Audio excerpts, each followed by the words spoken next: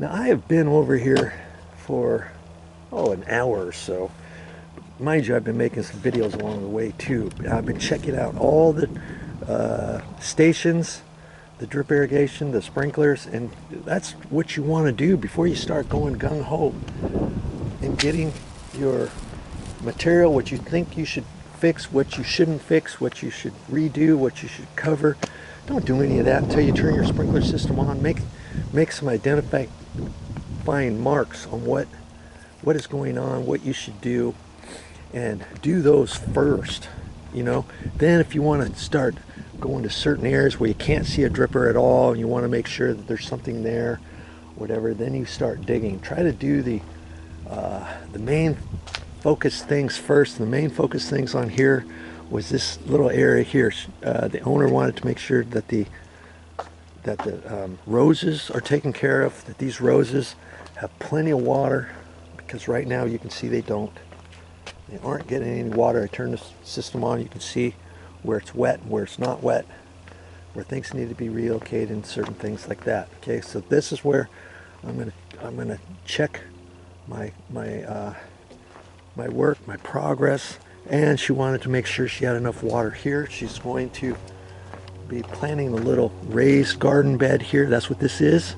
And she wants to make sure she's got enough water in here for that, and water for her plants here, and the different things before I do anything else in the backyard here. Okay, have a plan and go for it.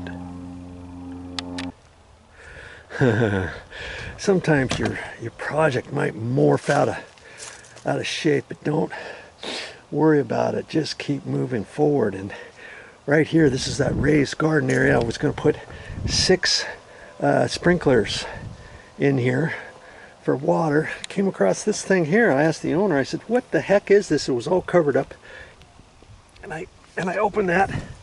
Nothing in it. There's a little bit of water down there at the bottom. I asked her, I said, what's the point of that?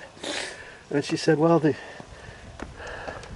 wasn't quite sure. The initial owners of the property years ago decided for some reason they felt they had a need to install that.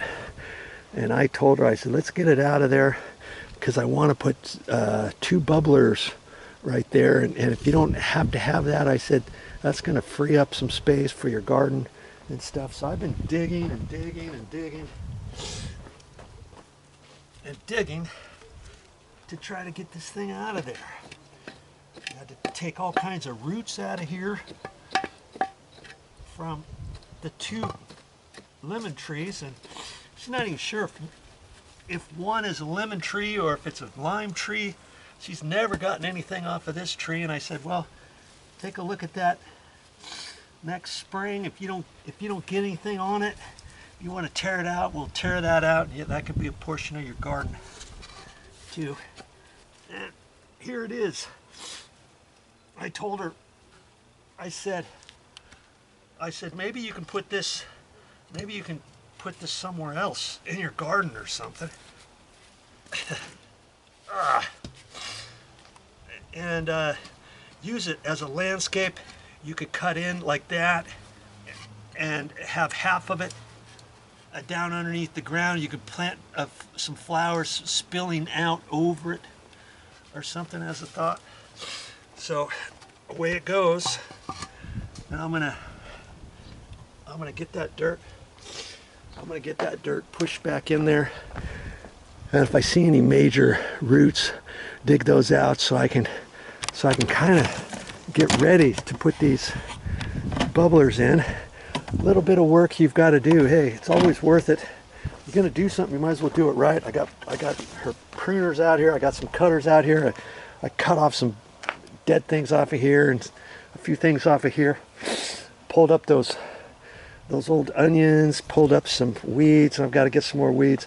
So when I get done with this, I want it to look halfway decent. Know what I mean? Okay? Keep going on it. You can do this. I know you can do projects such as this too.